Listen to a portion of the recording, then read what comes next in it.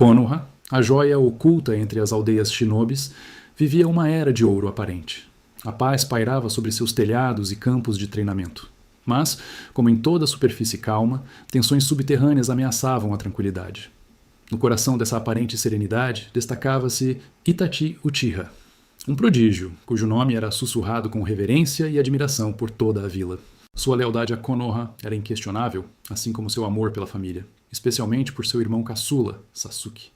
Sasuke, com seus olhos brilhantes e cheios de admiração, via em Itachi um herói, um modelo a ser seguido, sem jamais imaginar o fardo que seu irmão carregava. O clã Uchiha, poderoso e orgulhoso, habitava um distrito isolado, um reflexo de sua própria natureza. Suas ambições cresciam silenciosamente, alimentadas por um sentimento de marginalização e uma sede de reconhecimento que há muito tempo fervilhava em suas veias. Itachi sentia o peso dessa tensão, o conflito iminente entre o orgulho Uchiha e a estrutura de poder de Konoha. Foi em uma noite fria, sob a luz pálida da lua, que o destino de Itachi foi selado. Hiruzen, o terceiro Hokage, com a face marcada pela preocupação, e Danzo, com seu olhar gélido e calculista, abordaram o jovem prodígio. A conversa foi breve, mas suas palavras ecoaram na alma de Itachi como um trovão distante. Eles revelaram a conspiração Uchiha, o plano de golpe de Estado que ameaçava dilacerar Konoha. A proposta, fria e cruel, era a aniquilação do clã. Itachi, no entanto, recusou-se veementemente. Seu coração, dilacerado pela lealdade dividida, não podia aceitar tal barbárie. Sua motivação era clara: proteger Sasuke, o inocente, e preservar a honra de seu clã, buscando uma alternativa, um caminho menos sangrento. Com a recusa, Itachi mergulhou em uma busca desesperada por uma solução pacífica. Ele se tornou um mediador relutante, tentando preencher o abismo crescente entre o clã Uchiha e a liderança de Konoha. Encontros secretos com Fugaku, seu pai e o líder Uchiha, tornaram-se rotina. Itachi suplicava, tentava dissuadi-lo da revolta, apresentando argumentos lógicos e emocionais, mas o orgulho de Fugaku era uma fortaleza impenetrável. Simultaneamente, Itachi levava propostas de paz ao conselho de Konoha apenas para vê-las serem rejeitadas ou, pior ainda, ignoradas com um desdém que feria sua alma. A frustração crescia, um nó apertando em seu peito a cada esforço falho. Ele sentia-se preso em uma teia de desconfiança e intransigência. Danzo, insatisfeito com a recusa de Itachi em ser o carrasco, começou a operar nas sombras como uma aranha tecendo sua rede. Manipulava informações, sabotava reuniões cruciais e incitava a desconfiança mútua entre as partes. A paranoia Uchiha se aprofundava, e a desconfiança do conselho em relação ao clã transformava-se em medo. Itachi percebia, com um arrepio na espinha, que estava sendo usado, que a situação piorava a cada dia, apesar de todos os seus esforços. O ponto de ruptura chegou de forma abrupta e brutal. Uma série de eventos orquestrados por Danzo culminou em um incidente grave. Um confronto menor entre Uchihas e ambos, que deveria ter sido contido, escalou rapidamente, resultando em vítimas de ambos os lados. O sangue derramado selou o destino. A declaração de guerra iminente por parte do clã Uchiha ecoou por Konoha, um grito de revolta que não podia mais ser ignorado. Itachi se viu sem opções, o destino do clã e da vila em suas mãos, mas sem a solução pacífica que tanto desejava. O horror estava prestes a se desencadear. Antes de continuarmos, inscreva-se no canal e diga-nos nos comentários de onde você está assistindo. A revolta Uchiha explodiu como uma ferida aberta no coração de Konoha. Fugaku, com o Mangekyo Sharingan ativado e uma fúria contida, liderava o ataque contra a vila que um dia jurou proteger. Itachi, dilacerado por lealdades conflitantes e a dor de um futuro que ele tentou evitar, tentou intervir, não para lutar, mas para minimizar o derramamento de sangue. Ele se moveu como um fantasma entre os combatentes, desviando golpes, protegendo inocentes, mas sem levantar a lâmina contra seus próprios. Um embate emocional e devastador ocorreu entre Itachi e Fugaku. Não foi uma luta de jutsus grandiosos, mas de palavras carregadas de desespero e incompreensão.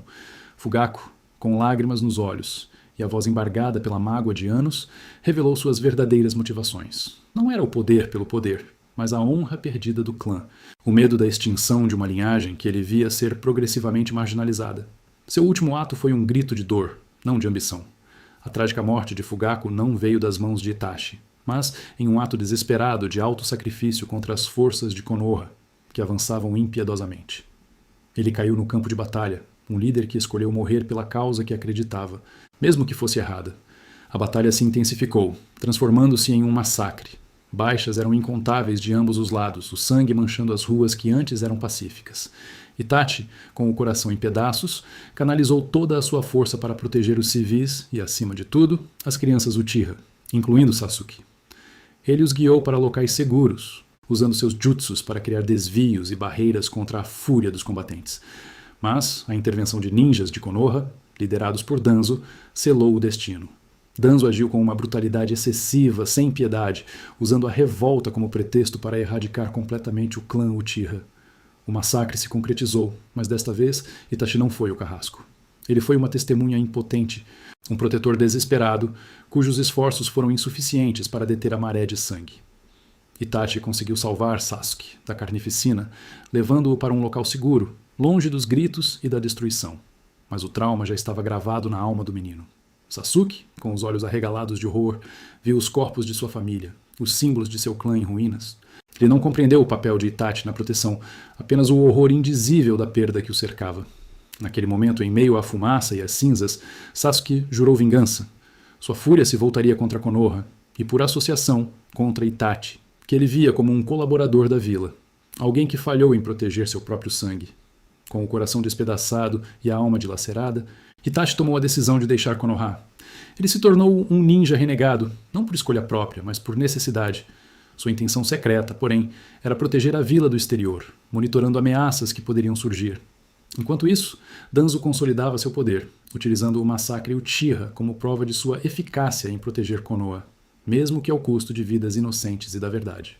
Foi nesse período de exílio que a Akatsuki começou a se mover nas sombras, e Itachi, enxergando uma oportunidade de monitorar ameaças maiores e talvez encontrar um novo propósito, permitiu ser recrutado. Konoha, por sua vez, reescreveu a história. Os Uchiha foram culpados integralmente pelo massacre, e o papel nefasto de Danzo foi obscurecido, varrido para debaixo do tapete da paz e da estabilidade. Itachi foi pintado como o traidor e assassino, a fim de manter a fachada de uma vila justa e honrada. O fardo da verdade recaiu sobre os ombros de Itachi, que aceitou ser o vilão, um sacrifício final para proteger a vila que amava e, acima de tudo, seu irmão caçula. A semente da vingança de Sasuke, alimentada por essa mentira oficial, crescia implacavelmente, tornando-se uma força incontrolável que um dia retornaria para assombrar Konoha. Anos se passaram, e a semente da vingança plantada no coração de Sasuke floresceu em um ódio amargo e profundo. Agora um ninja poderoso, ele retornou a Konoha, não como um aliado, mas como um furacão de destruição com um único objetivo: aniquilar aqueles que ele acreditava serem os verdadeiros responsáveis pela queda de seu clã.